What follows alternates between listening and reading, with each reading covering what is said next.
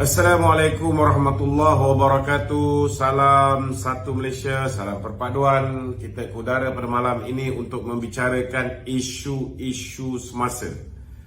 Jadi malam ni khususnya tuan-tuan, saya nak menjawab dendam kesumat Tun Dr. Mahathir yang bagaikan tidak berkesudahan. Nampaknya Tun Dr. Mahathir masih lagi jaki, masih lagi sakit hati, masih lagi tak puas hati. Bila mana permintaan ataupun arahan beliau terhadap Presiden UMNO meminta supaya Presiden UMNO membubarkan UMNO dan menyertai bersatu pada tahun 2018. Masih lagi nampaknya Mahathir berdendam kerana Datuk Seri Zahid Hamidi tidak mahu mendengar permintaan beliau, dan akhirnya menyebabkan Datuk Seri Zahid dikenakan pendakwaan terpilih sampaikan ke 87 pertuduhan, tuan-tuan. 87 pertuduhan. Hari ini Tun Dr. Mahathir dalam tulisan dia mengatakan beliau membelek Perlembagaan Persekutuan. Dan ketika beliau membelek Perlembagaan Persekutuan, beliau mengatakan bahawa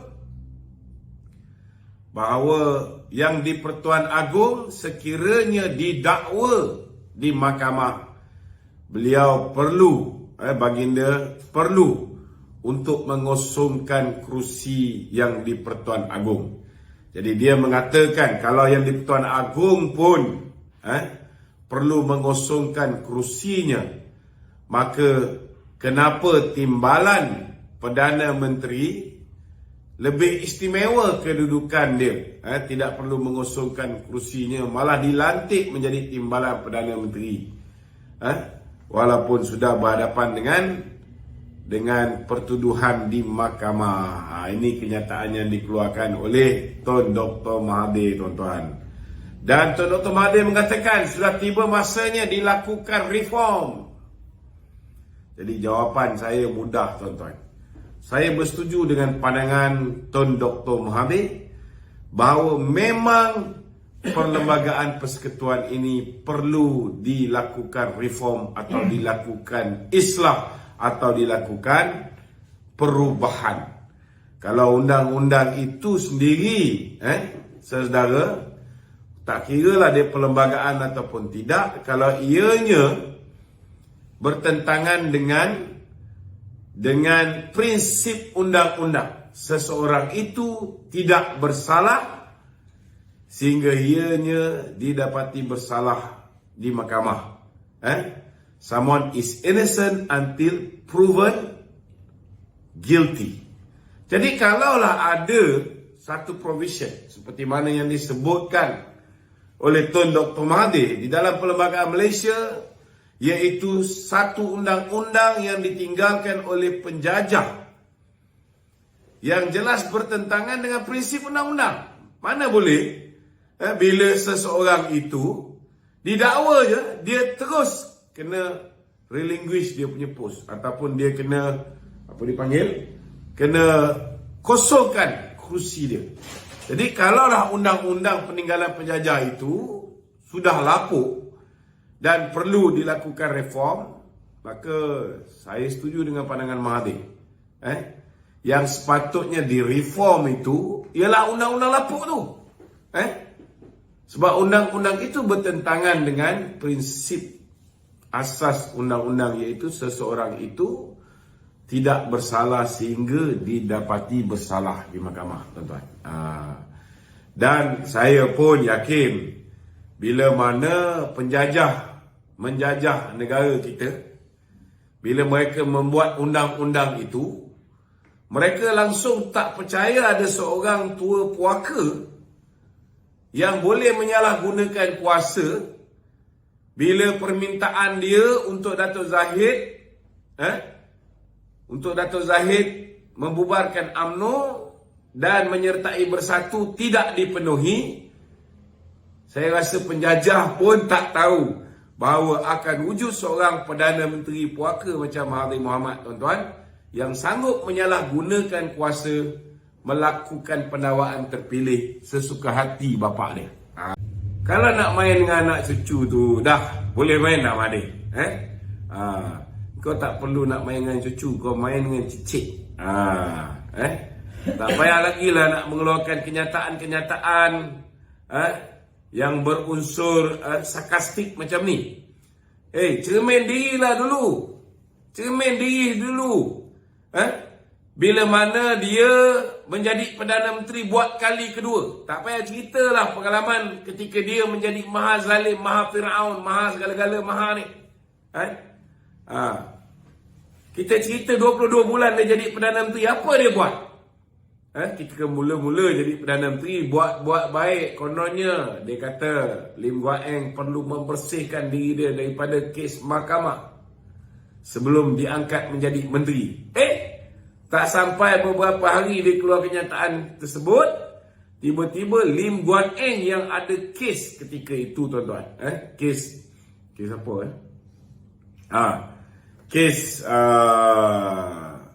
Kes rasuah yang melibatkan beliau menerima suapan bernilai 4.27 juta sebuah banglo disebabkan dia tukar status tanah milik Magnificent Emblem, di mana Pang Likun merupakan board of director syarikat Magnificent Emblem. Tanah Magnificent Emblem, tanah pertanian ditukar menjadi komersial. Dia dapat rumah bernilai 2.8 juta. Patut 4.27 juta. Apa yang Mahathir buat pada ketika itu? Kalau Mahathir pada ketika itu dia belik Perlembagaan Persekutuan, maka dia akan nampak bahawa tidak sepatutnya dia melantik Lim Guan Eng menjadi Menteri Kewangan. Bila tentang dia, boleh, tak ada masalah. Inilah dia, saudara. Tetapi saudara, kita lihat walaupun ada kes terung bawah tanah, kita lihat tidak ada sebarang tindakan diambil ke atas Lim Guan Eng. Sehinggalah Lim Guan Eng sudah tidak bersama di dalam Kerajaan Perikatan Nasional. Bila mana Mahathir mengarahkan Muhyiddin meninggalkan PH dan kemudian Muhyiddin membentuk Kerajaan Perikatan Nasional. Bila mana Muhyiddin menjadi Perdana Menteri, tiba-tiba Lim Guan Eng dikenakan pendakwaan terpilih. Sebab zaman Muhyiddin jadi Menteri Dalam Negeri, Lim Guan Eng tidak didakwa, tuan-tuan. Lim Guan Eng tidak didakwa. Zaman Mahathir menjadi Perdana Menteri, mereka juga tahu tentang kes terowong bawah tanah, terowong dasar laut, tetapi Lim Guan Eng tidak didakwa. Bila Lim Guan Eng didakwa? Bila Lim Guan Eng bukan lagi bersama dengan bersatu di dalam kerajaan yang sama. Bila Lim Guan Eng menjadi pembangkang, masa itulah berlakunya pendakwaan terpilih. Sama juga kes yang melibatkan Syed Saddiq. Ketika Syed Saddiq bersama dengan bersatu, tidak ada pendakwaan ke atas Syed Saddiq. Tetapi bila Syed Saddiq sudah tidak bersama dengan bersatu, berlakunya pendakwaan terpilih ke atas Syed Saddiq. Jadi Mahathir sebelum dia bercakap ni, cerminlah diri dulu. Jangan duk sembang saja. Kita bukan bodoh, kita belum lupa lagi. Mungkin dia tu Melayu yang mudah lupa. Nak kata Melayu pun tak berapa Melayu kan. Kita pun tahu dia bukan Melayu. Jadi kita haraplah Tuan Dr. Mahathir berhentilah mengeluarkan kenyataan-kenyataan. Kalau nak main dengan cicit, pergi main dengan cicit. Tak payah mengeluarkan kenyataan baru nak bermain dengan cicit seperti mana yang dia tulis hari ini. Dan kita belum lupa lagi. Kita belum lupa. Bukan hanya pendakwaan terpilih itu dilakukan ke atas Datuk Seri Zahid. Pendakwaan terpilih juga berlaku ke atas Datuk Seri Najib. Pendakwaan terpilih berlaku ke atas Ahmad Maslan. Pendakwaan terpilih berlaku ke atas Tan Sri Syaril. Sedangkan nama Mas Ermiati, nama Mustafa Mohamed adalah antara orang yang terlima yang telah menerima dana yang kononnya daripada 1MDB daripada Datuk Seri Najib. Kenapa tiba-tiba bila dua orang ini melompat parti, tiba-tiba menjadi lembu suci? Jadi kita nak tanya, Dan kenapa sehingga hari ini tidak ada sebarang pendakwaan ke atas Azmin Ali? Dulu kita ada ketua polis negara yang penglihatan dia kabur. Hari ini kita harap di bawah kerajaan Datuk Seri Anwar Ibrahim, kita minta supaya Datuk Seri Anwar Ibrahim pastikan bahawa di bawah pemerintahan beliau IGP tidak kabur seperti mana IGP Hamid Badur yang kabur. Video Azmin Ali begitu jelas, begitu terang. Malah tuan-tuan, orang yang melakukan video seks luar tabi'i bersama Azmin sudah pun mengaku, iaitu Haziq sudah mengaku dialah pelakon tambahan di dalam filem tersebut. Tetapi kalau tanya dengan Hamid Badur yang setia dengan Tun Dr. Mahathir, dia ikut arahan Tun Dr. Mahathir. Mahathir kata kabur, maka dia pun kata kabur.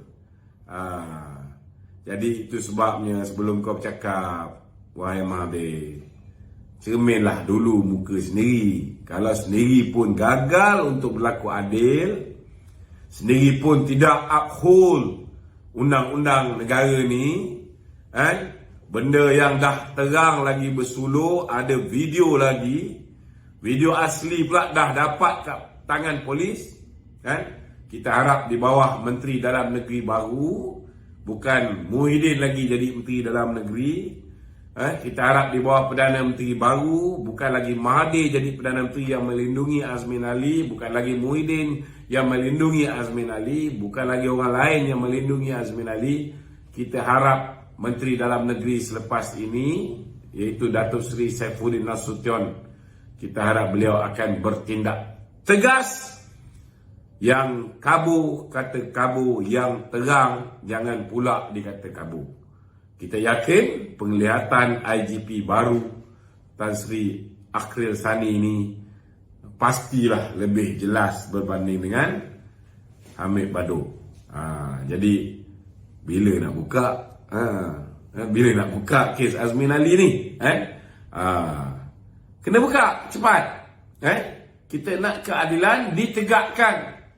Kalau hari ini orang yang seperti Zeti Akhtar Aziz masih lagi tidak didakwa, orang seperti Nur Muhammad Yaakob masih lagi tidak didakwa, siapa lagi yang tak didakwa? Nik Faisal tidak didakwa, Jolo tidak didakwa. Sedangkan walaupun kita tahu dia orang ni lari, mereka masih lagi boleh didakwa, tak ada masalah. Tapi kalau sampai sekarang Hakim Nazlan pun tak didakwa, jadi jangan sampai nanti rakyat tidak percaya dengan kerajaan baru. Jadi kita harap orang macam Azmin, Zeti, Nur Muhammad Yaakob, Hakim Nazlan, siapa lagi?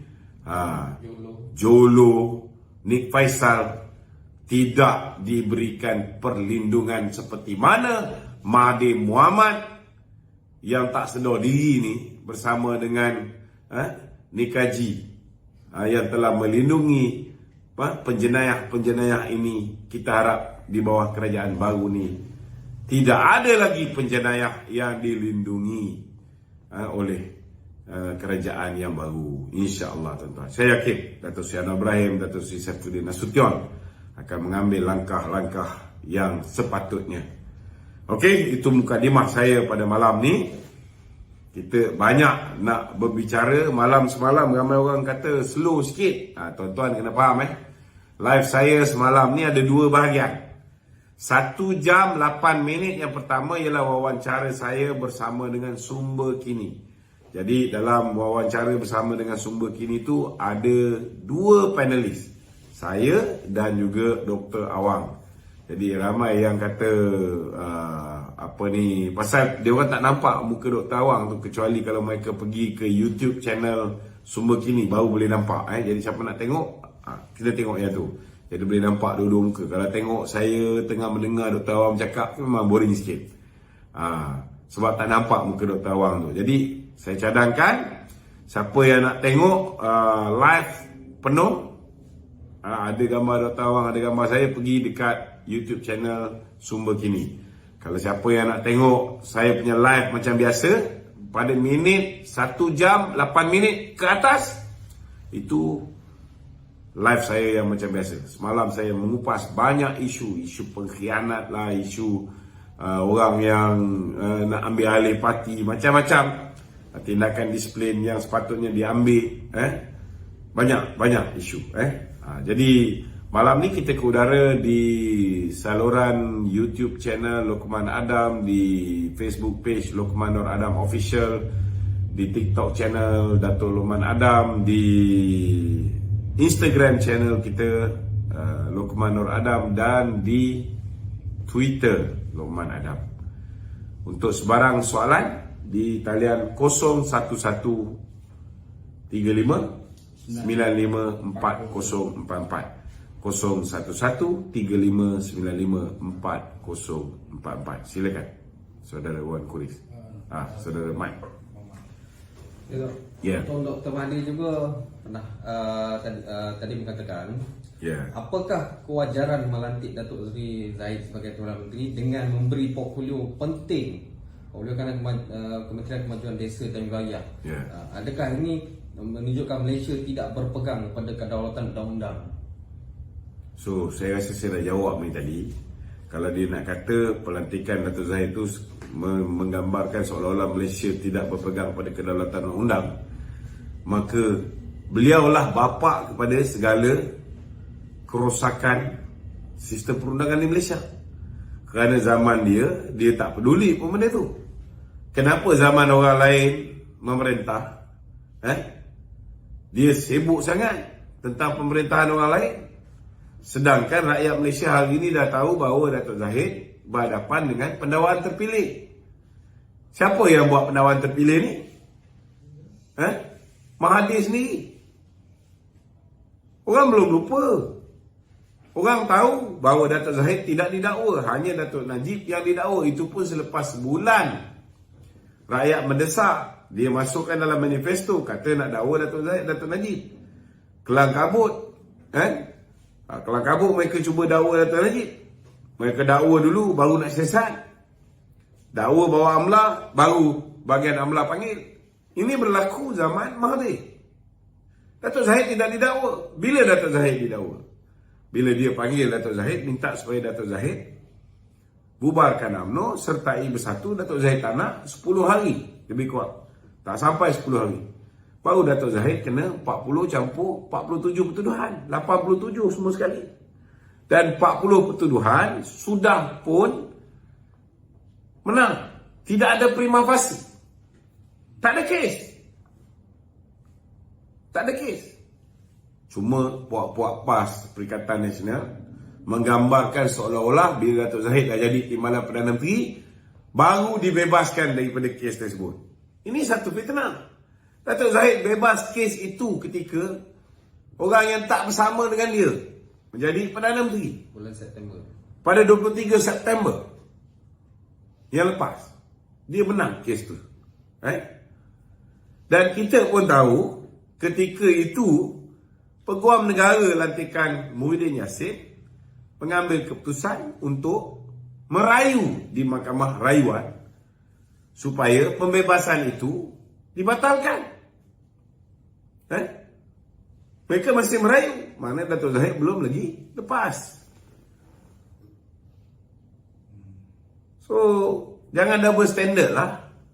Kalau misalnya Lim Guan Eng boleh dilepaskan, dilantik menjadi Menteri Kewangan, kenapa Datuk Seri Anwar Ibrahim tak boleh melantik Datuk Zahid? Datuk Seri Anwar lagi tahu tentang pendakwaan terpilih yang dihadapi oleh Datuk Seri Zahid kerana tak nak dengar cakap Mahathir. Betul tak? Setidak-tidaknya Datuk Zahid tidak meminta supaya kesnya digugurkan. Tak ada.